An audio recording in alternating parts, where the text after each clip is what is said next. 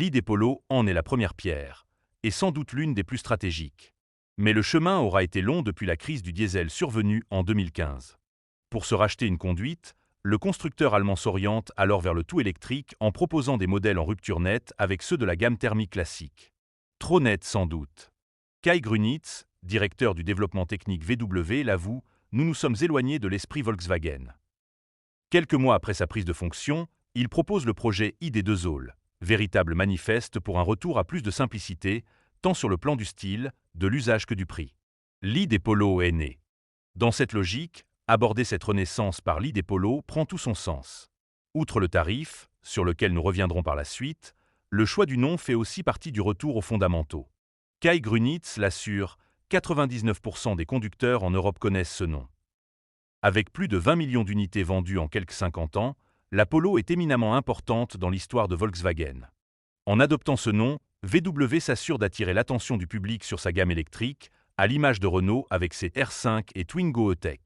Encore faut-il ne pas le décevoir sur le plan esthétique. Force est de constater que les designers, sous la houlette d'Andreas Mind, ont respecté les codes intrinsèques de la marque. Même sous la bâche, la silhouette de la Polo se reconnaît. Les proportions ont toutefois quelque peu évolué.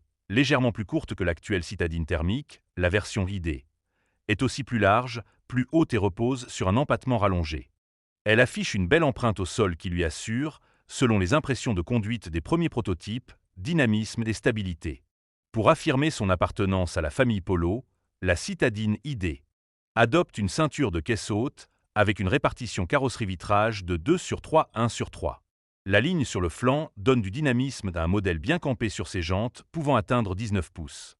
Ce mouvement vers l'avant est accentué par l'épais montant arrière qui évoque immanquablement celui de la Golf. Les regards les plus aiguisés remarqueront la poignée de porte arrière dissimulée, alors qu'à l'avant VW adopte une solution plus classique. Sur cette finition style, le masque avant s'illumine de série avec un bandeau lumineux reliant les optiques et à peine interrompu par un logo, lui aussi éclairé. La technologie Matrix LED intensifie encore le regard du modèle. Cet ensemble permet de faire oublier l'étrange élément gris qui surligne la calandre, plus visible sur les finitions Trent et Life. S'il s'associe avec plus ou moins de réussite à la teinte de la carrosserie, il prendra tout son sens sur la future ID Polo GTI, révélée dans quelques jours. À l'arrière, Volkswagen poursuit son étude sur les signatures lumineuses avec un bandeau strié reliant des feux à effet 3D. Le rendu est certes moderne, mais il interroge sur sa capacité à bien vieillir. Notez que le logo, lui aussi éclairé, ne sert pas à ouvrir le haillon. Grâce à un empattement de 2,6 mètres, 4 adultes peuvent s'installer à bord de la VW ID Polo sans avoir les genoux dans le tableau de bord ou les sièges avant. Ils peuvent même passer les pieds sous ces derniers pour s'installer plus ou moins confortablement. Comme sa jumelle hispanique, la Cupra Raval, la citadine de Wolfsburg n'est pas la voiture idéale pour partir en vacances en famille, mais elle est assez spacieuse pour traverser la Belgique, voire partir en week-end avec de jeunes enfants. Il faut dire que côté coffre, l'idée Polo n'est pas en reste non plus. Le volume de ce dernier évolue en effet de 441 à 1249 litres notamment grâce à un gigantesque sous-plancher. De quoi largement compenser l'absence de frinques. À l'intérieur, son habitacle n'a rien de surprenant. Et pour cause, on le connaissait déjà.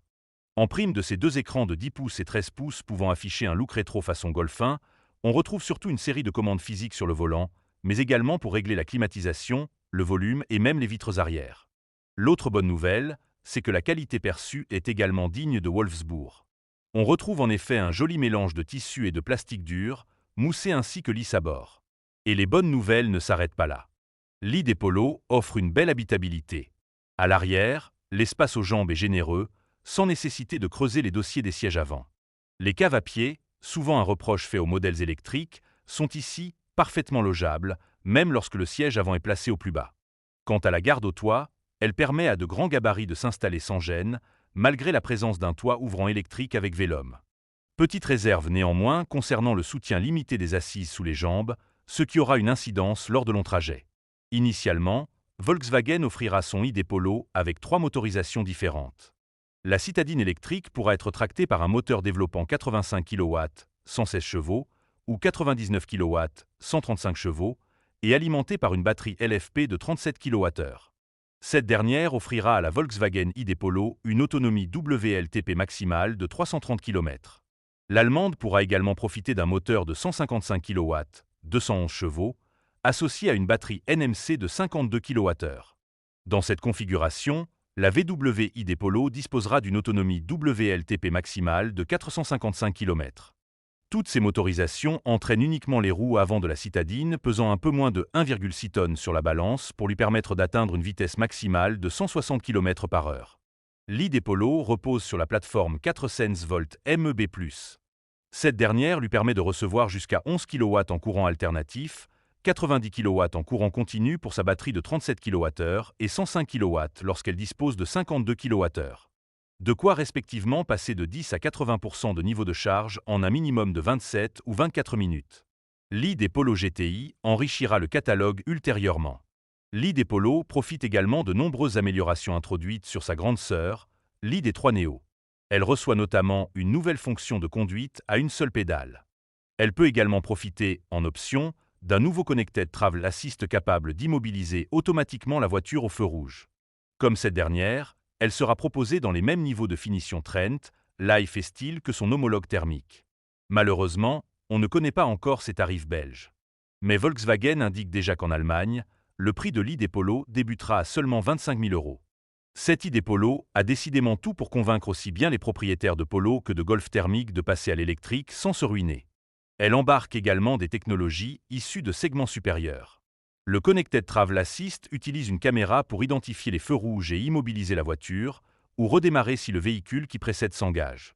Le Park Assist, doté d'une fonction mémoire, permet à l'ID Polo d'apprendre vos manœuvres et même de sortir d'un espace restreint. 4 clés numériques permettent à plusieurs membres de la famille d'accéder à la voiture depuis leur smartphone. L'avertisseur d'angle mort et l'assistant de maintien de voie sont de série. La finition Life, de milieu de gamme, est équipée d'une caméra de recul, d'un régulateur de vitesse adaptatif et d'un chargeur sans fil. La peinture métallisée de série est le jaune python, une couleur exclusive à Audi il y a peu. Parmi les options figurent un grand toit vitré, un système audio haut de gamme Harman Kardon et des sièges massants. Ces équipements étaient incontournables pour les SUV de la gamme urbaine, mais l'équipe de Volkswagen a décidé de les intégrer également à l'ID Polo. L'optimisation des performances au sein de la gamme de véhicules électriques est essentielle pour réduire le coût des batteries et proposer un prix d'entrée attractif, explique Bocquer. Nous constatons des synergies là où elles sont imperceptibles et des différences là où elles le sont. Le groupe Volkswagen est fier de présenter 80% de pièces communes entre ces 4 modèles, ce qui a permis de réaliser 650 millions € d'économies sur les coûts de développement. Cette approche contribue à la rentabilité et permet de maintenir des prix bas pour les clients.